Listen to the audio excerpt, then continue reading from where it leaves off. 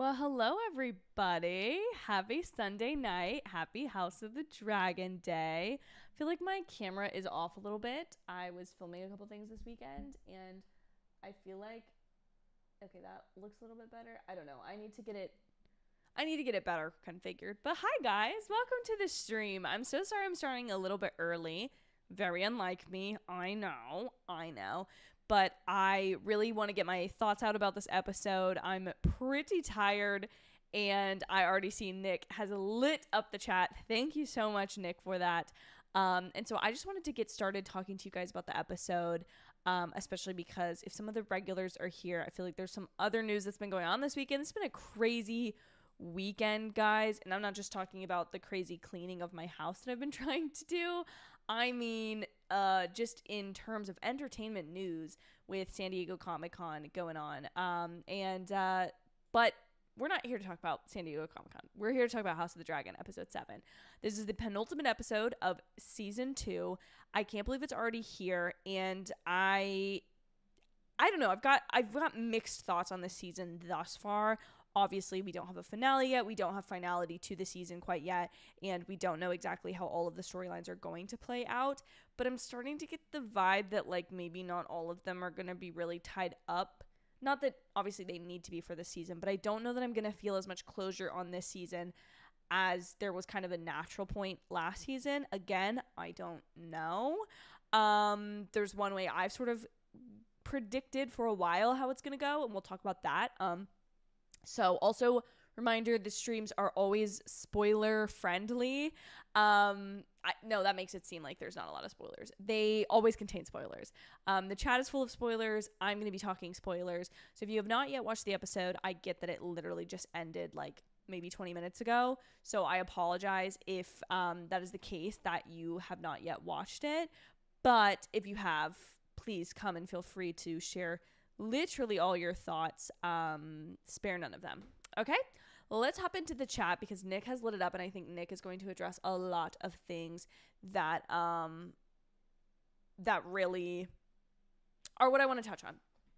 So this was probably the most brutal conversation of the episode, and or like one of the times that I've actually cared, because going into this episode, I had seen a lot of talk online about how much Jace has actually done for Team Black's cause, for Rhaenyra's cause, how he has secured the North, the Crossing, not the Riverlands, but the Vale. Like, he has set out and got his mom what he needed. He's been a very great strategic entity, and yet he is a bastard himself. He is not quote unquote the legitimate heir of Rhaenyra in the way that he would probably like to be. And bro, the conversation about him being Harwin Strong's kid, and how brutal that is, because I feel like, yes, since last season, they kind of touched on this episode, since last season, there's kind of been an avoidance of, like, with the whole usurpers versus Rhaenyra being rightful to the throne, there's kind of been this clash of, like,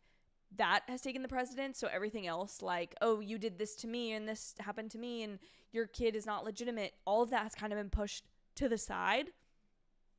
But for Jace to bring it up to his mother himself and be like, basically, like, he makes a fair point of, yes, I get that you need this army, and I get that if we were talking about highborn people who had had Targaryen blood in their past, that would make sense.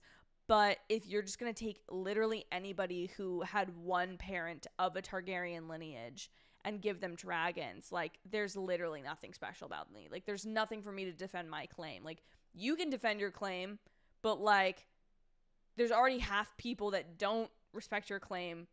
Add on to that people don't think I'm, like, a legitimate heir. Oh, that's just tough, and that's just hard, because especially, like, a lot of Rhaenyra's marching points and, like, orders this season have been, this has to be about more than just me on the throne. This has to be about more than just our, like, us ending up back at King's Landing, overthrowing the other side of our family. Excuse me, guys. Oh my gosh. I am tired. I'm so sorry. But basically, that's been her, like, repeated phrase all season, has been, this has to be about more. We have to protect the Targaryen lineage. We have to ensure our line. and then you find yourself in a position where your actions that you need to secure your line could end up biting you in the butt.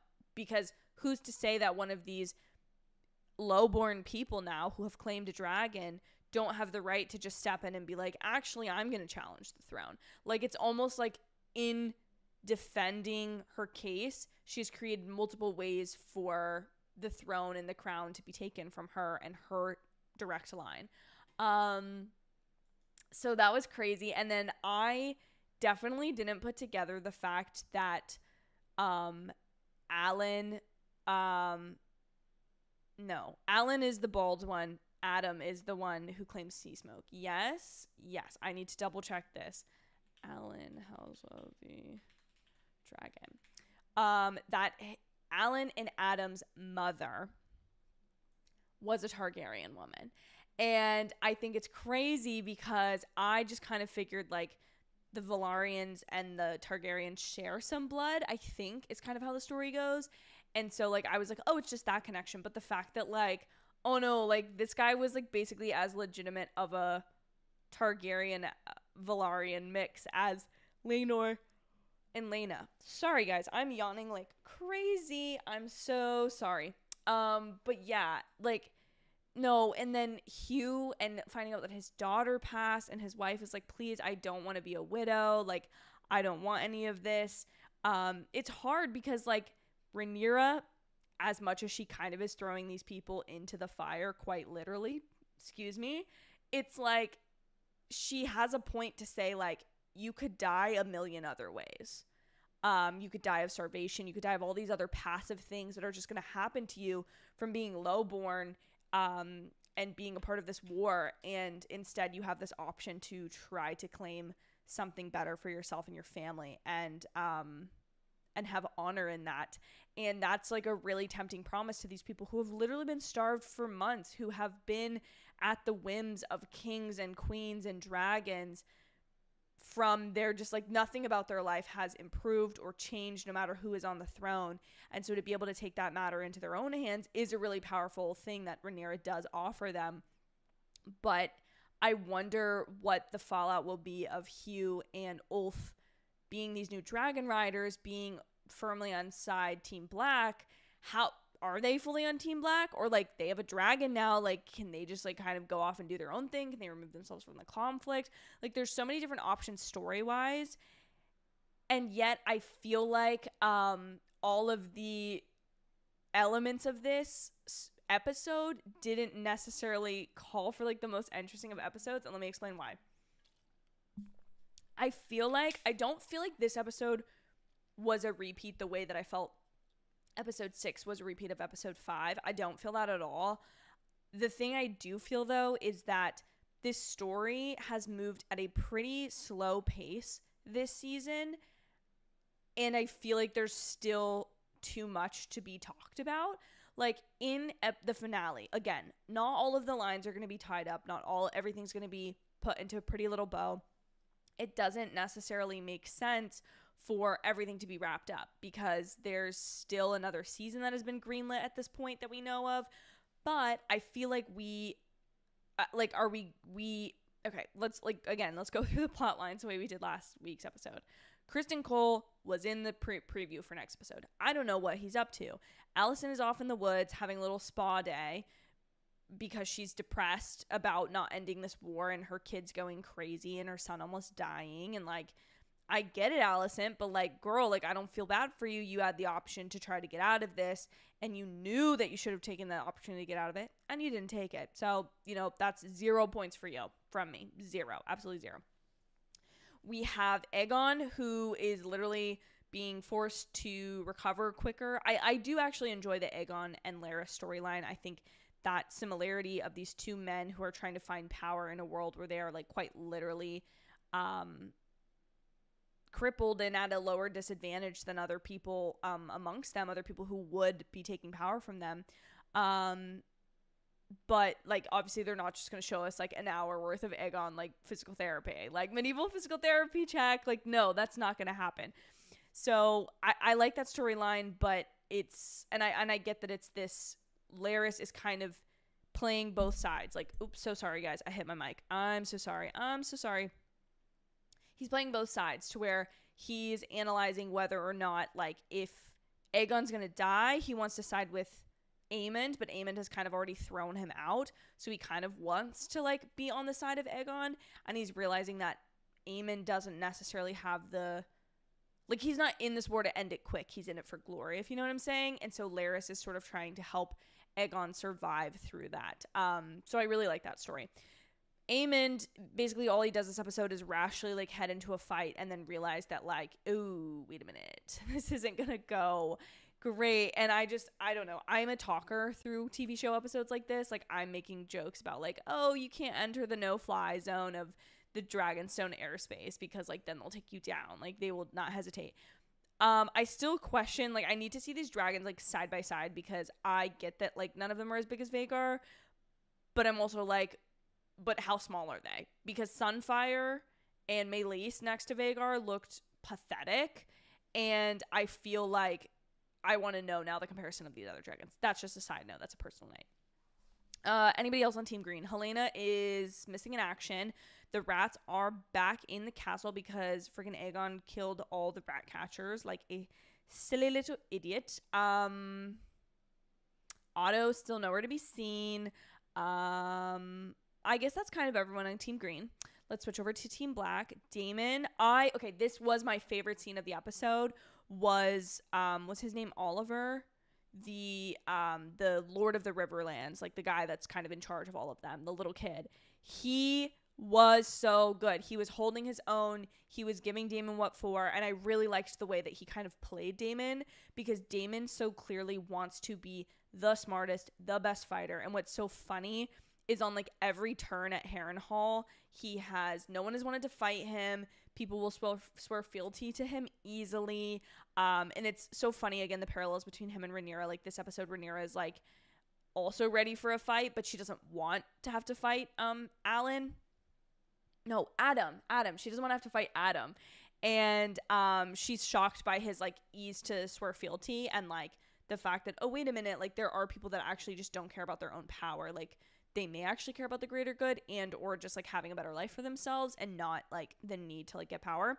So that was interesting to kind of see like Daemon find somebody who like actually did kind of give him his fight, but then kind of turned it on its head and made Daemon do something that he didn't want to do. And like I liked in the after the episode notes, they were describing the kind of like mob loyalty that Daemon kind of has of like, oh, hey, this guy, I can't remember the name, Lord Blacken or something like that. He swore fealty to Daemon and was basically like, I'll do whatever you need me to do, and like you can just promote me when the time comes. And then for Daemon to have to be forced to kill him to secure the support that he needs or Rhaenyra needs or whatever side he's actually on. And I did really love, I don't think this felt like a repeat of any of the other episodes, was actually having Daemon come face to face with Viserys and face the fact that like, hey, glory's great, but like it literally never works out well for absolutely anyone. And I feel like it's funny too because Daemon has, I assume, basically no idea what else is going on. Like he's just been in contact. He's been going no contact with literally everyone in this episode. His children, his wife, his like low-key like situationship with Mysaria, like whatever. He just fully is like no contact with everybody. And so I don't even know if he knows about Aegon or if he knows about like Rhaenys dying or whatever. And I think it's just so funny that like he is so isolated in this situation. It's like, it's those times when something is going on like in your phone, like a text chat is like blowing up and you're so like occupied mentally by that space that you can't recognize that like there's a whole world going on around you. Like, you know what I'm saying? When you're so focused on one thing. And I feel like that's where Daemon's at this point, to where like he finally does make a good decision in this one, but that does make him face the consequences of like, is any of this really worth it? Like, because Daemon is definitely a little bit of a narcissist, a little bit vain. Like he definitely doesn't want to end up like Viserys. He also definitely doesn't care about like having the big family that Viserys definitely cared and wanted. And so it's also interesting to kind of see him literally be faced with that. And I think overall I have enjoyed the Harrenhal kind of adventures. If you guys want my like, no, I'll say my big predictions for the end. But I think that for the most part, I've really enjoyed those. And I think specifically I liked this episode because the scenes in this episode for Damon, because it actually pushed the plot on, actually felt like he did something. You can see where he kind of made a mess of things and then had to take different actions to kind of go about fixing it. And we still don't fully know like what his motives are. And we may never. Sound design on Vermithor was amazing. I want to say the whole sequence where they're all of the kind of like Targaryen bastards are trying to somehow like find a connection with this dragon, and they're running and they're hiding. I thought all of the work there was amazing. The camera work, the visual effects, the sound was so good. And I also liked kind of the context of like Rhaenyra is technically this like smaller woman. Like she's, for all intents and purposes, she's kind of like an exile right now. She doesn't necessarily have real power in the way that like even Aemond has as Prince Regent. And it's so fun to get to watch her like stand in front of this dragon and have complete control of the situation. And then the second that she sort of removes herself, it all goes to absolute crap. Like it just becomes an absolute shit show. Like I really enjoy getting to kind of see that happen on screen very visually of her literally standing in front of this dragon, having no fear that it's gonna like attack her or change its mind. But also like I don't know, it's so fun that my husband was saying like maybe she should just claim them, but it's like, well, we need multiple riders at a time. But technically, yeah, Daenerys had multiple dragons, so like I mean she had them from eggs. So I don't know, somebody give me the full rundown on like how many dragons can one have, blah blah blah. Yes, I love Hugh, and I find him interesting way more than the other Targaryen, because I see him sort of as a foil to Aegon, of like this guy who's like way in over his head, like doesn't know what he's doing, kind of keeps making silly choices. It's just like on the other side, and he has way less power, but now he has a dragon. But I see Hugh as somebody who like can offer Rhaenyra kind of the he's obviously not battle trained, but he has this level of strength and anger that I think Daemon can bring. And I think Rhaenyra might need that, not only because Daemon is sort of making his own play for the throne and like busy at Harrenhal playing Luigi's Mansion, but for other reasons.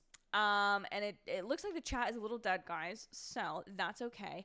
I feel like, I was trying to get into all of the different characters. So we have Hugh and Ulf. Hugh tamed Vermithor, Ulf tamed Silverwing, claimed them, I should say. And so they're two new great additions. Again, I agree with Nick. I like Hugh way more than I like Ulf. I think Hugh has this kind of like heart to him of this, like, I have to do something. I cannot just sit around and like basically wallow in the fact that like our life has become ruined. We're probably going to starve to death and my daughter is dead. Like, let me get my wife somewhere safe and let me try to make an actual difference. And part of that being for like to prove to himself that I guess he's still kind of a man. Rhaenyra is, I honestly don't know what Corlys's role is actually to Rhaenyra, because Rhaenyra's hand is basically Mysaria, and I get that she can't really name Mysaria as the hand, whereas Corlys makes a lot more sense and kind of is the strength and kind of solidifies that naval force that she needs. But I feel like I'm kind of just like, does no one else, I think there was a comment about like who is making the rules or something like that, like who is leading or guiding. But I feel like, I don't know, I feel like it's so obvious that Mysaria is having like a lot to say, and way more than Corlys is. And we didn't even see Rhaenyra with her council this time. She basically just like, it's like, hey, I'm getting all these people to come here to Dragonstone. And I didn't see like, it was kind of just weird that nobody else interacted there, because they literally would have seen them all show up and been like, wait a minute. And I guess like Corlys was kind of like behind the idea, helping Rhaenyra out. I did really love the scene between Corlys and Adam. I liked the scene on the beach with Adam. I think overall this episode had scenes I really enjoyed. But I think as a whole of an episode, it keeps feeling like we're spending so much time in the episode to get to a high point, and we get to the high point at the end of the episode, and then next episode, I guess this one they'll have to address the fact that they have like bonus dragon riders now. However, I just feel like each episode starts on a lower note, excuse me, even when they have these incredibly high endings, like high endings. Okay, we've got Rhaena's trying to go get herself a dragon. I low-key feel like she's going to get herself killed. Because everyone keeps saying, like, oh, Rhaena tried to dream dragon. Oh, Rhaena tried to get one. And guess what? It didn't work out for her. Poor Rhaena. Rhaena can't get a dragon. And so I don't know if that's, like, a constant refrain of this series to be, like, the irony of, like, haha, there is this dragon that no one knew about, and she's got it. Or if she's just going to die. Because I feel like we've had only... Well, no, we saw a bunch of people die trying to tame a dragon today, but whatever. Okay, so there's her. Bela's just kind of on standby. She's ready to follow orders. Jace is questioning his entire identity and what it means to be a Targaryen heir, if that means anything to him. We've got all the babies and the eggs getting transported outside of the Vale, somewhere else. I forget where they're going. I simply can't remember. We've got Daemon at Harrenhal going crazy, securing the Lord of the Riverlands, and facing his dead brother's ghost. And Rhaenyra is really, I think they said it perfectly in the after the episode of, like, throwing things at the wall. Like, she is at the point of desperation of she can't back down, because then it would have looked like a pointless war in the first place. But she's basically realizing that, like, she has kind of not enemies, but people who are not working for her, in her favor, in her camp, in her council. And she's definitely got a higher force of foe with Aemond, I think. Excuse me. And, like, Alicent did nothing. Like, she's taken every step she can to try to stop and prevent this war. And for that, I commend her. I genuinely do.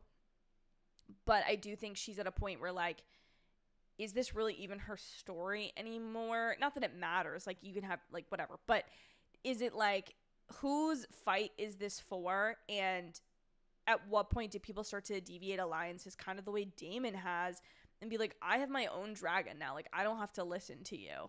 Even though, like, she kind of gave them that opportunity. Like, I want to see that tension play out, but I feel like the next episode is just going to be simply too packed to really explore that, and I think that will be explored in the next season.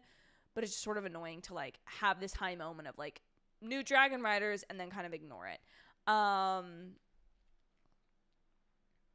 And yes, I literally love the Tully kid, like, being like, Daemon, hold on one minute. I'm actually going to play this out. The showrunner for the series described it as, like, seeing the cards turn over and seeing kind of the way things play out, like, one by one. Like, here's a surprise. I got this card. Like, that was a really great explanation for what happened in that scene. It really was a very dynamic scene. It was a great, fun time. At any time you're like, is someone gonna die? Like, what's happening? And it keeps, I love that Daemon keeps getting so close to that tree and, like, almost, like, leaving Harrenhal, and the idea of him getting to leave, and you see Caraxes in the background. But it's so funny to me because he genuinely never does. So it's I don't know. There's something symbolic about, like, getting outside. Like, I'm escaped Harrenhal, and he never really makes much progress. And I guess that's kind of a parallel for, like, his actual, like, diplomatic, like, progress here has been, like, absolutely non-existent. And, like, I guess he's secured them now, but, like, he technically secured them in the first place. His own just, like, hubris got in the way and made it so much more complicated. Network 98, I'm so happy to see you here. I'm doing great. No worries about missing last week's stream. I'm so happy that you got to be here for this one. Guys, I think I'm going to give my predictions for next week's episode, and then I'm going to wrap this up a little bit early. I am so tired. The announcement at San Diego Comic-Con last night kept me up so late, just, like, freaking out and excited. You know when you get, like, adrenaline and you just can't sleep? So I am desperate for bed. And also, I don't have that much else to talk about because as much as I did really enjoy, like, a good number of scenes in this episode, I feel like there are even more that I'm just sort of like, why are we spending time on Alicent going out? Like, it's become clear that Alicent very much regrets her mistakes, right? Like, I feel like there are certain scenes that in a different season I might appreciate. And this was something my husband and I were talking about right before I came on to stream was, I don't know if Game of Thrones actually felt this way because I did not watch Game of Thrones until probably a year after all of the episodes were out. So, like, I fully binged it on HBO Max at the time. May she rest in peace now that she is just Max. we binged it all. So there were definitely probably times when I'd watch like a slower episode or have it on in the background, and it wasn't appointment viewing in the same way that House of the Dragon is, because it's coming out weekly. And I will say I still really love a weekly model. Like, I've been able to keep up with the show, discuss it on the YouTube channel. I still have not finished The Bear. I literally still have not caught up on the last season of The Bear. There's so many shows that like I'm wanting to like prioritize, but I just simply don't have the time for it. And when you have like one a week, it's so much more manageable, which sounds so silly, like, oh, what hard work it is to watch TV. But like, there is something I do really appreciate about my Sunday nights for the last 8 weeks or 7 weeks being like, hey, I have to go, I need to go home and watch House of the Dragon, and getting to stream it for you guys is so fun. But I wonder if Game of Thrones felt this way. So I'd love to know from anybody who probably is going to be watching this after it's out. Please comment down below and let me know, if you watch Game of Thrones weekly, were there weeks where you were just like, meh episode? Or was it kind of just like, maybe like you're just like, oh, okay, I'm glad I watched that, moving on. I also know that there's a different lens here with me, like having to figure out things to say on a live stream for 30 minutes after the episode finishes, but that I know a lot of people are not going to necessarily experience. I just feel like with this season of House of the Dragon, I have really struggled with the fact that the first 3 episodes I felt were so strong, and from episode like 4 on, I think 4 was still fine, but like 5 and 6, no, 4 was a great episode. So like the first 4 episodes were good, and I feel like we've just been left with like some mediocre episodes. And if the next episode just feels kind of like jam-packed with plot and just moving it forward, like I just feel like it doesn't know where to focus because it has so many characters. And I get that Game of Thrones also had this many characters, and I like getting to see all the characters. Like, don't get me wrong about that. I just feel like I think there has been some structural problems, which to me, I think I'm just gonna like default to saying that's part of a writing issue of just like the pacing of these episodes and the structure. Like, there's most scenes I genuinely do enjoy, and I do understand how they progress the plot. And that's where I'm like, maybe Game of Thrones did feel this way. And since I was binging it, it just didn't feel it the way that House of the Dragon has. Prioritizing watching it, sitting down for an hour, literally not touching my phone, and watching it. It's obviously such a great show. Technically, and the visuals are always great. The VFX are wonderful. The actors are talented. I think it's just like some of the story and honestly some of the political intrigue that I really appreciated about Game of Thrones and made me love it so dearly, I feel like is missing here. Like, I feel like we haven't gotten to spend, I feel like the last couple of councils, Aemond just really doesn't say anything, and all these different people discussing strategy around him are like being dismissed by him. And I kind of wish we saw, I am really a character like driven person, like when it comes to movies and shows. Like a plot could be literally nothing. If the character is interesting, like I'm on board for it. But this show, I feel like a little bit the other way, where I'm like, can we like get like some more like talking happening and like less like visuals of Alicent like literally camping in the woods because she's like depressed that her children suck. Like, you know what I mean? Anyway, my predictions. I'm going to record this even though I literally haven't clipped anything. Guys, I'm going to be totally honest. I think I've given up on the clipping. The first couple episodes are not relevant at this point, and I don't have the time to edit it and put out new content for you guys. So I'm going to try to put this into a reel though. My predictions for the final episode of the season. It was said at the very beginning of the show. This might include some spoilers for the book, so you've been warned. But Alice told Daemon, you are going to die here. Like, you're not leaving Harrenhal. And in the Fire and Blood book, the novelization of the Targaryen line, Daemon and Aemond get into a dragon fight above Harrenhal and basically both end up dying during that battle. I have thought most of the season, since we have emphasized Harrenhal so much, like, I genuinely thought, like, Daemon might leave and then come back there, and then that's when he would go, like, but that hasn't happened. And so my belief is now that my belief kind of as the season has progressed has been that final episode is going to be Aemond and Daemon's fight over Harrenhal. However, it's not in any promos, which makes me feel like, okay, maybe it's not going to happen. Maybe they're trying to hide it, but maybe it's not going to happen.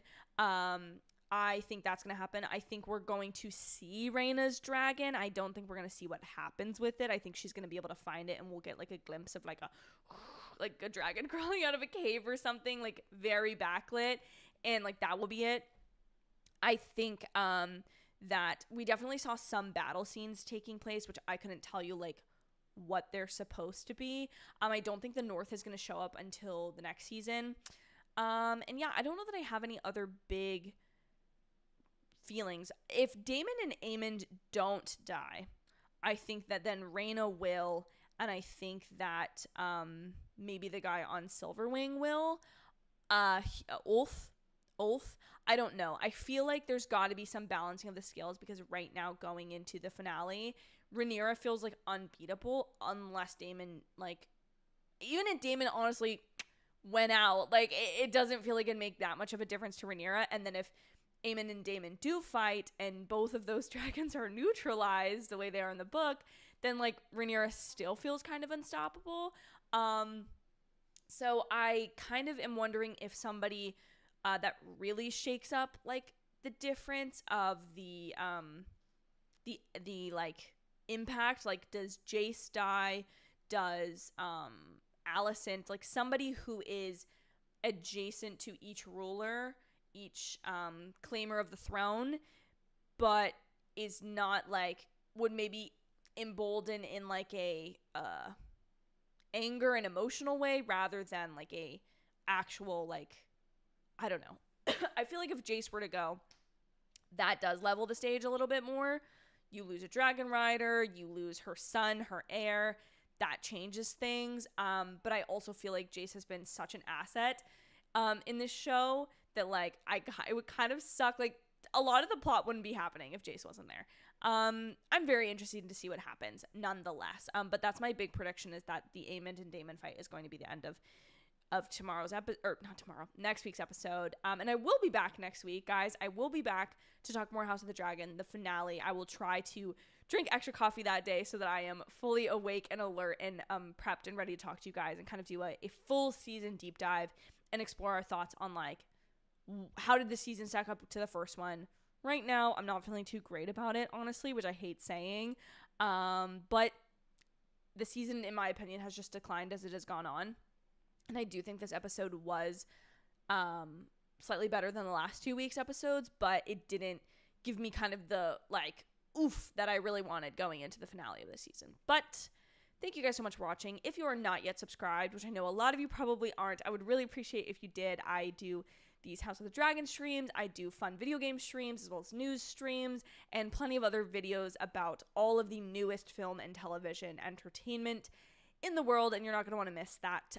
Thank you guys so much for watching. I so appreciate it, and I will see you guys whenever I see you next. Bye, y'all.